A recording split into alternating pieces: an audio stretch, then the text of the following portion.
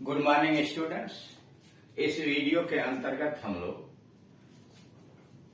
Past perfect continuous tense के विषय में अध्ययन करेंगे। पास्ट परफेक्ट कंटीन्यूअस टेंस क्या होता है, उसका प्रयोग कहाँ करते हैं, उसमें क्या विशेषताएं होती हैं, और उसके अलावा फ्यूचर इंडेफिनिट टेंस के विषय में भी जानकारी प्राप्त करेंगे। पहले आइए पास्ट परफेक्ट कंटीन्यूअस टेंस, चालू एवं संपूर्ण भूतकाल। इस टेंस का प्रयोग भूतकाल में हुए उन कार्यों या घटनाओं को बताने के लिए किया जाता है जो भूतकाल में एक निश्चित अवधि तक जारी रहा हो तथा भूतकाल में ही एक निश्चित अवधि से पूर्ण समाप्त हो गया। इस टेंस का प्रयोग उन कार्यों के लिए किया जाता है जो भूतकाल में एक निश्चित अवधि तक जारी रहे और एक निश्चित अवधि से पूर्ण ही समाप्त हो गए।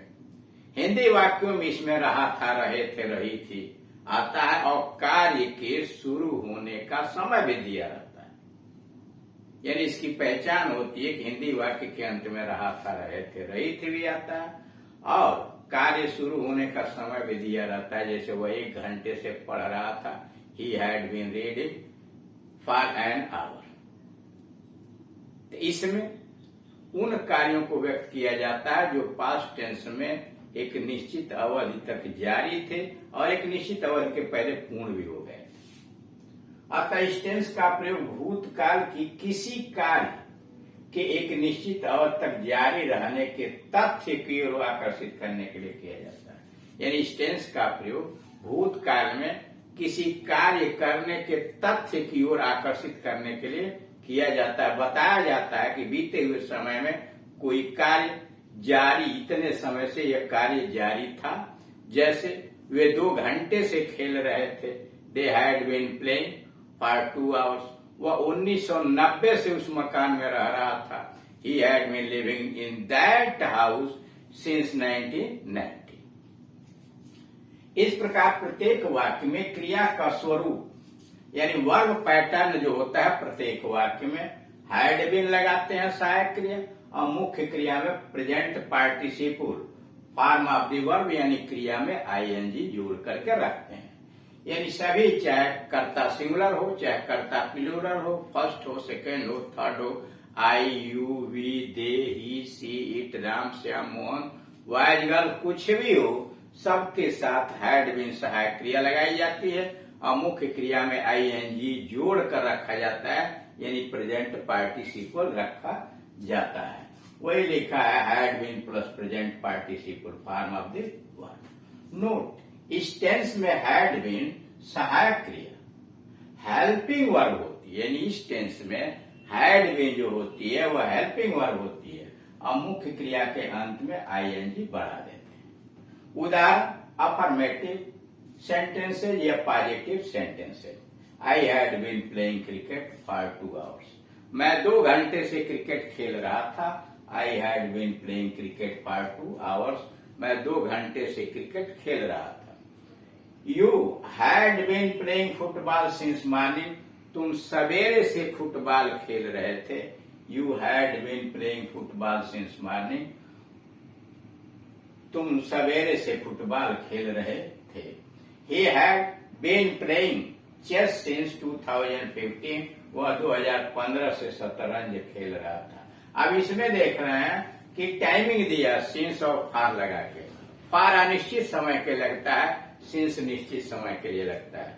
यानी फार जो लगता है पीरियड ऑफ टाइम के लिए, समय की अवधि के लिए। और समय की अवधि क्या होता है? 1 घंटा, 2 घंटा, 4 घंटा, 1 दिन, 2 दिन, 4 दिन, 1 महीना, 2 महीना, 4 महीना, 1 वर्ष, 2 वर्ष, 4 वर्ष, कुछ वर्ष, कुछ समय। ये है अनिश्चित समय यानी पीरियड ऑफ टाइम। और निश्चित समय के लिए आता है बजे, 1 बजे, 2 बजे, 3 बजे, सुबह, दोपहर, शाम यानी मॉर्निंग, इवनिंग, नून। सैटरडे, दिन के नाम संडे, मंडे इत्यादि। महीने का नाम जनवरी, फरवरी, मार्च। सन 1990, 91, 92 ये निश्चित होता है, इसके लिए सिंस लगाया जाता है। यानी निश्चित समय के लिए, टाइम के लिए सिंस लगाइए, अनिश्चित के लिए फॉर लगाइए।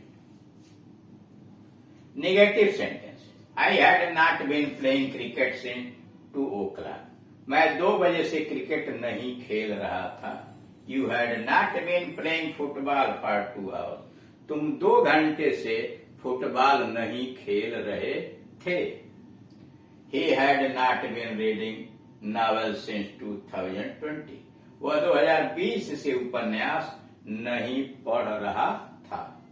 नॉट का प्रयोग हैड के बाद और बीन के पहले किया जाता है, यानी नॉट का प्रयोग हैड के बाद और बीन के पहले किया जाता है। नोट, इन वाक्यों में एक वचन या बहुवचन सभी कर्ताओं के साथ सहायक क्रिया हैड बीन लगाकर मुख्य क्रिया में आईएनजी जोड़ करके रखते हैं। सबसे महत्वपूर्ण बात है इस वाक्य में चाहे वह कर्ता सिंगुलर हो, प्लूरल हो, एक वचन हो, बहुवचन हो, फर्स्ट पर्सन हो, सेकेंड पर्सन हो और थर्ड पर्सन हो, कुछ भी हो, उसके साथ सहायक क्रिया हैड भी लगाई जाती है और मुख्य क्रिया का प्रेजेंट पार्टिसिपल यानी आईएनजी फॉर्म रखा जाता है। दूसरा है नेगेटिव सेंटेंसेज में हैड नॉट बीन के बाद प्रेजेंट पार्टिसिपल यानी आईएनजी फॉर्म आता है, यानी नेगेटिव बनाना हुआ तो हैड के बाद और बीन के पहले नॉट लगा दिया जाता है, मुख्य क्रिया तब भी आईएनजी फॉर्म में होती है। प्रश्नवाचक वाक्यों में हैड को कर्ता से पहले प्रयोग करते हैं और वाक्य के अंत में प्रश्नवाचक चिन्ह लगा देते हैं। जैसे मान लीजिए यहाँ बनाना है, आपको अगर कहना है कि इसे प्रश्नवाचक वाक्य बनाया, I had been playing cricket for 2 hours, तो हैड को बाहर कर देंगे, had I been playing cricket for 2 hours। और निगेटिव वाले को इंट्रोगेटिव बनाना है, तीसरे भी हैड को बाहर कर दीजिए, had I not been playing cricket since 2 o'clock या had you not been playing football for 2 hours। यानी कर्ता के पहले हैड लगा दिया जाता है और लास्ट में क्वेश्चन मार्क लगा दिया जाता है, इंट्रोगेटिव सेंटेंस हो जाता है। और अगर वही वाक्य क्वेश्चन वर्ड प्रश्न सूचक शब्दों से शुरू है, who, whom, whose, which, when, where, why इत्यादि, तो सबसे पहले प्रश्न सूचक शब्द की अंग्रेजी लिखेंगे, उसके बाद सहायक क्रिया हैड आएगी, तब कर्ता, उसके बाद बीन और बाकी शब्द उसके बाद आएंगे। जैसे वह क्यों 2 घंटे से नहीं पढ़ रहा था, तो why had he not been reading, why had he not been reading for 2 hours।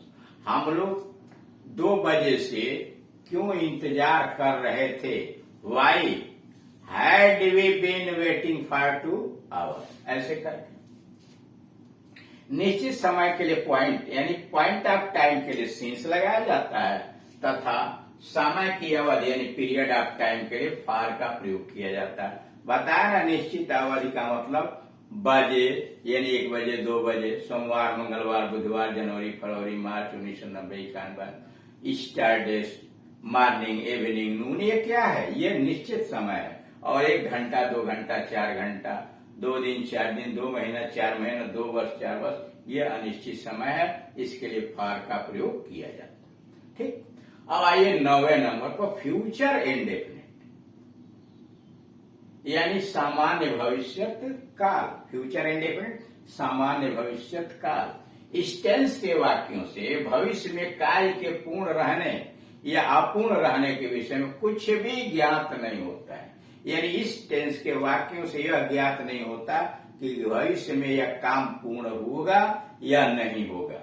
हाँ, इन वाक्यों से भविष्य में किसी कार्य के करने या होने अथवा न करने या न होने के विषय में भाव प्रकट किया जाता है, यानी इस काल के वाक्यों के द्वारा यह प्रकट किया जाता है कि भविष्य में कोई कार्य होगा या कोई कार्य किया जाएगा या कोई कार्य नहीं होगा या कोई कार्य नहीं किया जाएगा। फ्यूचर टेंस के अंतर्गत अफर्मेटिव सेंटेंसेज में आई शैल गो, मैं जाऊंगा, वी शैल गो, हम लोग जाएंगे, और उसके बाद you, we, he, she, it, they will go, यानी you will go, he will go, she will go, it will go, they will गो।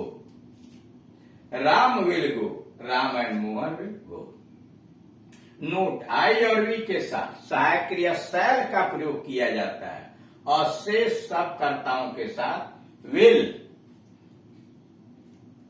का प्रयोग करके मुख्य क्रिया फर्स्ट फॉर्म की लगाई जाती है। इस टेंस में विल शैल सहायक क्रिया होती है और इनके साथ मुख्य क्रिया फर्स्ट फॉर्म का प्रयोग होता है। यानी कर इस टेंस में सामान्य अर्थ में आई और वी दो के साथ सहायक क्रिया शैल लगाई जाती है और मुख्य क्रिया का फर्स्ट फॉर्म आता है। आई और वी के अलावा जितने भी कर्ता हैं सभी के साथ विल लगा करके मुख्य क्रिया फर्स्ट फॉर्म की लगाई जाती है। हाँ, लेकिन अगर कार्य आवश्यक है, धमकी दी गई है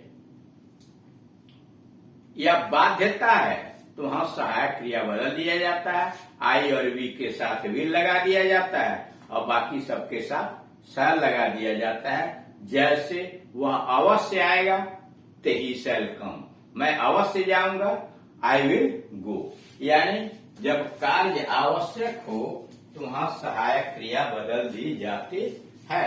इसी में हो गया नोट नंबर 3, यदि कार्य आवश्यक है, धमकी दी गई,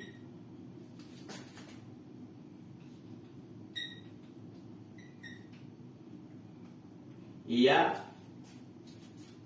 बाध्यता है,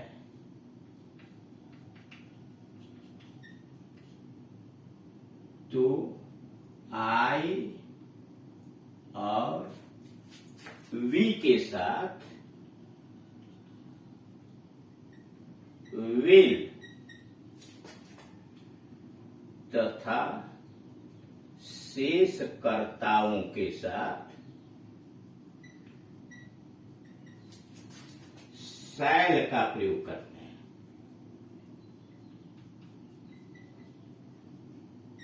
ठीक, यानी सामान्य अर्थ में आई और वी दो के साथ शैल लगता है, सहायक क्रिया मुख्य क्रिया की फर्स्ट फॉर्म आती है और शेष सबके साथ भी लगा करके मुख्य क्रिया का फर्स्ट फॉर्म आता है।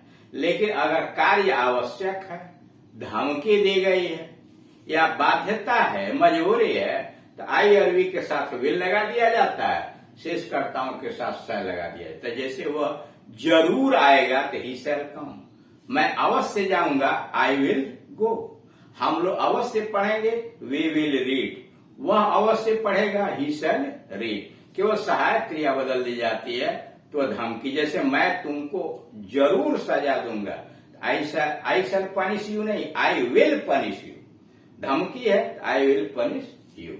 तो इस तरह से आपने देखा कि पास्ट परफेक्ट कंटिन्यूअस टेंस की विशेषता क्या है और फ्यूचर इंडेफिनिट टेंस में अफर्मेटिव सेंटेंस कैसे बनाया जाता है। बाकी नेगेटिव और interrogative sentences future indefinite tense का अगले वीडियोस के अंतर्गत प्रदर्शित किया जाएगा। Thank you.